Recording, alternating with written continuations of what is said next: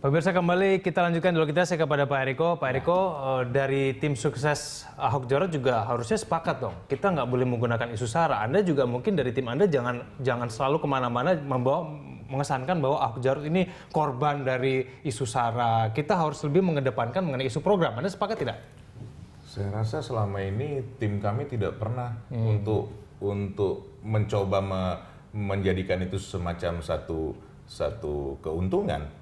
Baik. Tapi malah justru kenyataan yang ada. Tadi kan kita sudah bahas sebelumnya. Baik. Terjadi perbedaan decision kognitif itu antara rasio dengan hati itu kan karena pengaruh daripada itu, bukan kita yang melakukan hal itu. Okay. Tetapi baiklah, itu kan bagian dari kemarin dari tiga pasangan calon. Kalau sekarang kami menyambut baik tentunya disampaikan Pak Igu Ilham tadi bahwa hal itu tidak akan terjadi. Ini sesuatu hal yang paling baik sehingga di sini terjadi kontestasi betul-betul dalam bentuk program atau apa yang akan dilakukan nanti pada saatnya dipercaya oleh masyarakat. Dan inilah yang sebenarnya ditunggu oleh masyarakat DKI. Dan sebenarnya Mas Kevin, nah ini juga kepada sahabat kami Pak Igu Ilham, tidak ada gunanya juga melakukan hal begitu karena ini akan terus ketahuan.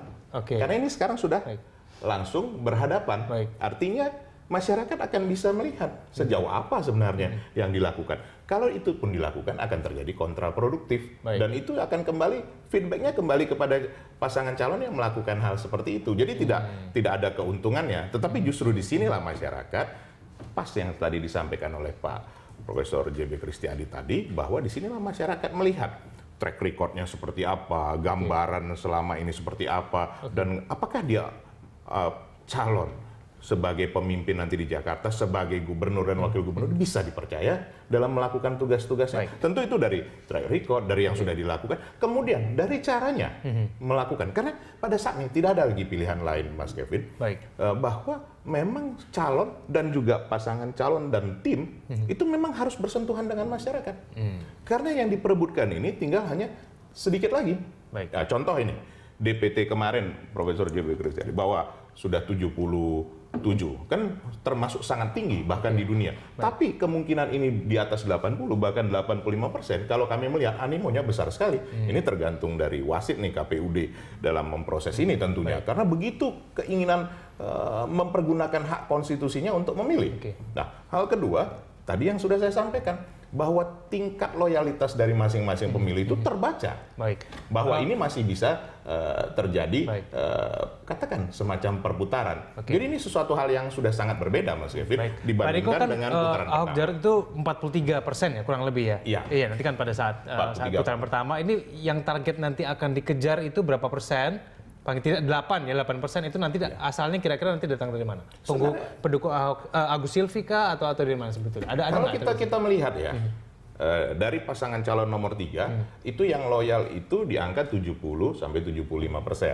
Berarti masih ada 25-30% yang kemungkinan bergeser. Ini menurut Ahok Jarot ya, mungkin kalau menurut Pak beda lagi. Ini dari berdasarkan survei. Ini bukan menurut Ahok Jarot, tapi berdasarkan survei dan berdasarkan dari hasil yang ada dari exit poll. Satu. Kedua, dari pasangan Agus Silvi juga itu yang masih katakan bisa berputar itu 35-40%. Itu yang kedua. Ada celah di situ ya, ada peluang di situ ya. Yang berikutnya ada lagi. Tadi yang saya sampaikan itu, DPT yang masih mungkin meningkat, kemungkinan masih bisa meningkat sampai 5 bahkan 7-8, mungkin bisa sampai di angka 85%. Yang penting kesiapan daripada KPUD dan kesiapan daripada aparatnya. Jangan lagi seperti kemarin tuh nanti KPPS tidak membolehkan orang untuk memilih, padahal surat suara masih sekian ratus surat suara orang tidak boleh karena memang belum datang yang memang mempunyai DPT di situ. Itu kan tidak boleh seperti itu. DPT, saya ke Pak Igo. Pak Igo, apakah Anda melihat mengenai banyaknya pemilih yang belum terdaftar itu menjadi ancaman juga bagi pasangan Anies Sandi? Bahwa itu menjadi PR dari proses demokrasi kita. Ya, tentu KPUD saya kira sudah bekerja maksimal dan mudah-mudahan mereka bisa bekerja dengan lebih baik lagi untuk menghasilkan sebuah DPT yang bisa mengakomodir, bahkan kalau bisa idealnya 100% ya. Tapi paling tidak mendekati berapa persen, 90% juga it's okay. Itu saya kira kita harus apresiasi. KPUD sudah bekerja luar biasa ya. Kemudian bagaimana dengan mereka yang sebelumnya tidak masuk dalam daftar DPT? Apakah mereka memungkinkan untuk memilih paslon 3? Saya kira memungkinkan. Ya, sangat memungkinkan, dan mungkin sebagian juga memilih paslon nomor 2 aja memungkinkan juga. Ya. Tapi loyalitas dari pemilih Anies Sandi Sebenarnya gini, kalau dalam proses pemilu ya, ini kan waktunya dekat ya antara putaran pertama, putaran kedua, nggak akan bisa memberi pengaruh yang begitu signifikan merubah pilihan orang. Oke, baik. Pertarungan kami dengan dalam arti kontestasi ya dan kompetisi ini sebenarnya pada 17% pemilih suaranya dari pasangan Pak Agus. Oke. Ya, karena disitulah yang akan diperebutkan. Saya kira pemilihnya ya, paslon 2 dan 3 sudah dalam waktu yang terlalu singkat ini nggak akan kemana-mana tetap.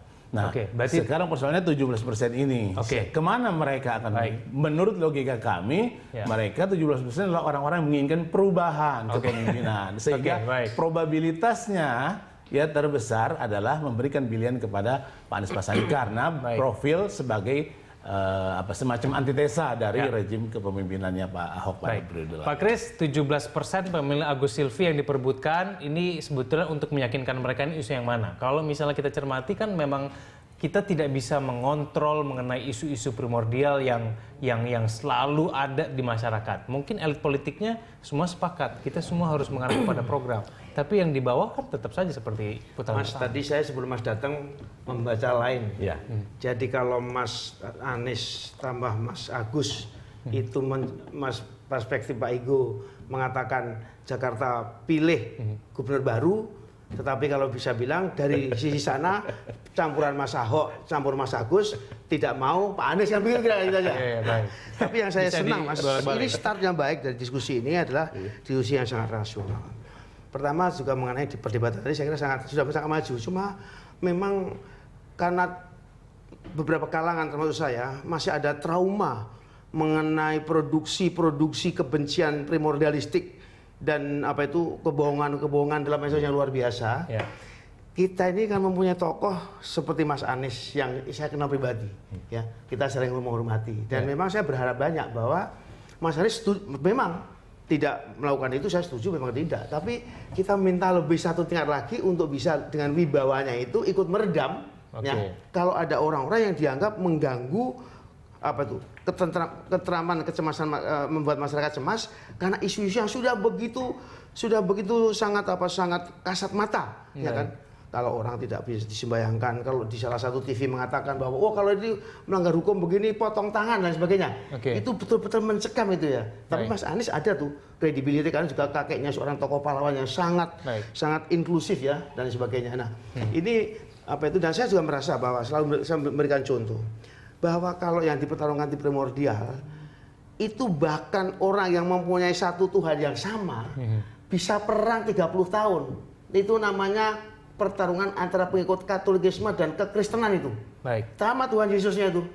Tapi di bawah pada kelahi semua ini puluhan tahun. Ya, saling menyembelih, saling membakar dan sebagainya. Nah ini kan tidak ada ukurannya. Ukuran primordial kenapa kok dulu selalu ada isu presiden harus orang Jawa?